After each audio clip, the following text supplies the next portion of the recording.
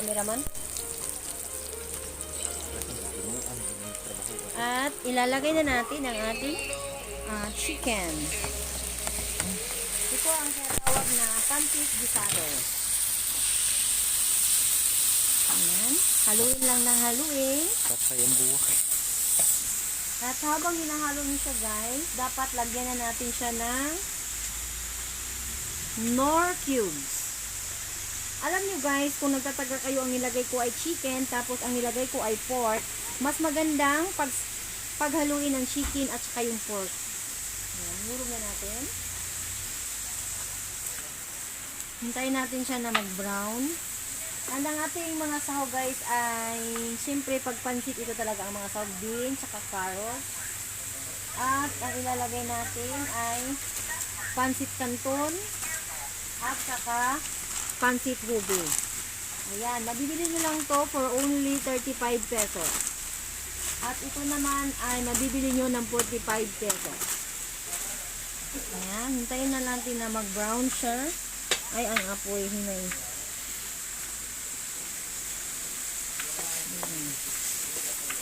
At syempre guys, para malasa ang ating huwag natin kalimutan ang liquid seasoning.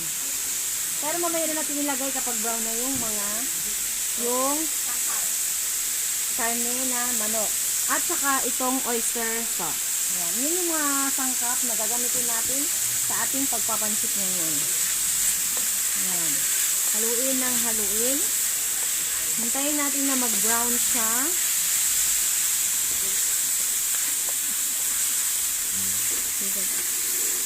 Lagyan ng paminta. Uy, tama na. Ayan, naamoy ko na guys yung bango ng ating karne. Alam nyo ba guys, subukan nyo. Lahat tayo marunong magluto. At nasa sa atin na yun kung anong gusto nating mga panlasa. So yung panlasa ko ay ito. Sinubukan ko lang tong pag nagpapansit ka na manok yung sahog mo, tapos yung ilalagay natin is yung pork. Mas maganda kasi yung meron din tayong mga tapos ito kasi guys is madalian siya. Alam niyo yung ginagawa ko guys, kasi madalian siya.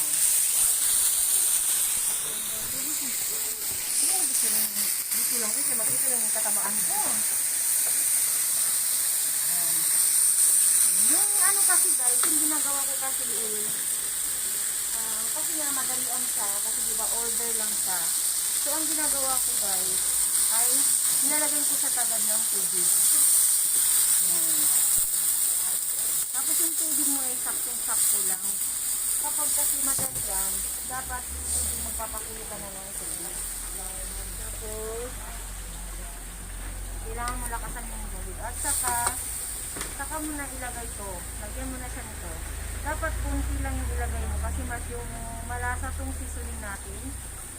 Ayan. Tapos, kuha mo na ako ng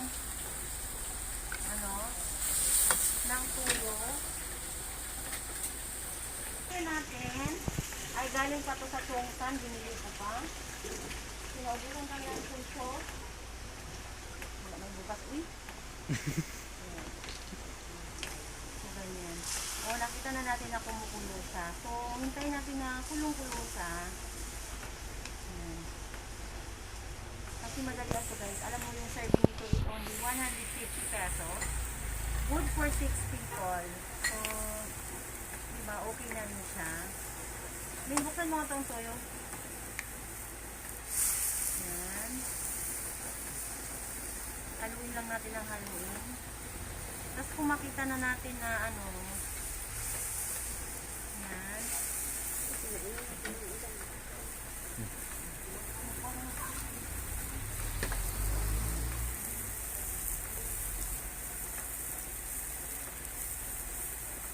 At saka hindi na natin kailangan maglagay ng magic sarap kasi meron na siyang cubes. Saka paglagay natin ito mamaya, itong oyster sauce, ito yung magpampalasa ng pancit.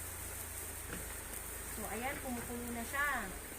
So, ang gagawin natin, ilalagay na natin yung pancit.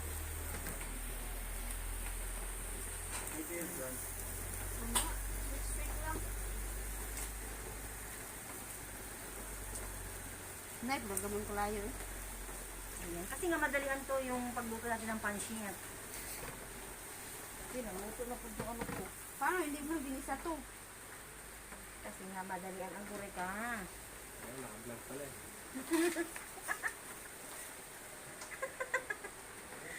Si ano to? Sa...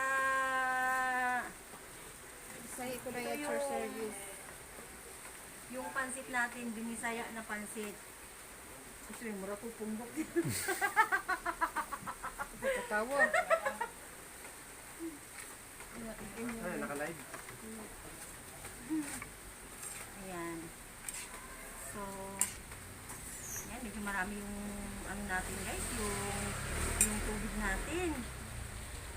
Ito. Ayan. Ayan guys, so hintayin natin siyang kumulo ng kumulo, tapos yung parang yung pansit is sisipsipin na siya ng tubig, saka natin ilalagay yung gulay. Kasi yun yung sikreto dyan guys, kapag pang madalian yung mga niluluto natin mga pansit. Diba?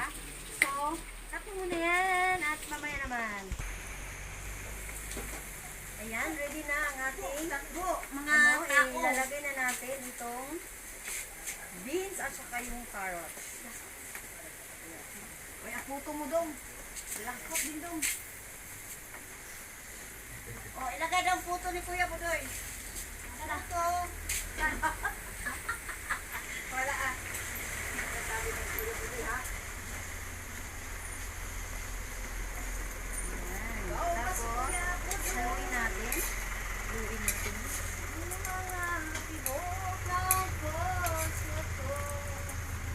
Guys, 150 yung serve namin ng pansit nito. So, pwede kayo magpunta dito sa Pines Park Cafe para, ano, ilalagay na natin ito.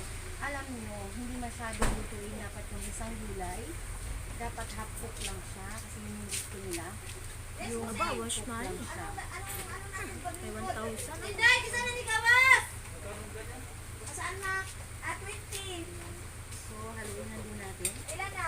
At saka, guys, habang hinahalo natin Di siya, banday na mga ayan, nag-party sa loob mo. lagyan natin siya ng, lalagyan na natin itong oyster sauce. Yan. Yan yung magpapalasa sa kanya guys. So, huwag nyo nang lagyan ng mga magic sarap kasi ito ay isang part din ng magic sarap. Hindi pala siya ang Nakotek ka lang si Ate Inday. tapos, Kalamansi. ito, yung tuyo na ginamit ko is selecta lang sa kunti lang yung kuha ko dito. Kasi ano, hindi masyadong titingin yung pansit kasi ito yung own version ng Bisaya Tuday, ang aking pansit gisado. Haluin lang ng haluin para yung nilagay natin na oyster sauce ay mag-ano siya. So, ayan. Ang actually kasi itong pansit, 15 minutes mo lang ito na niluluto. Hindi mo siya dapat nilalata. Kasi hindi mo siya makikilo yung lasa mo. So, ngayon, patitikman ko ngayon ni Budoy. Ayan, tikman mo nga Budoy kung okay na yung timpla. Ang dami naman yan. Ayan, titikman ni ako Budoy kung okay ba yung timpla.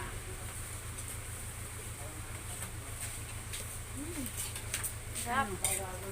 Ano ang lasa? Masarap. Masarap. O, diba guys? Hindi nagsisinungaling ang mga bata. Kaya, ito na yung pansit gisado ni Bisaya Kuday. So, huwag niyong kalimutan i-on ang notification bell para updated kayo sa aking lulutuin book. Ng tuyo guys kasi medyo maputla siya. Ayan. So, pero luto na to siya guys. Ready na siya to serve. Ayan, na makakakain nito is 6 na mga katao.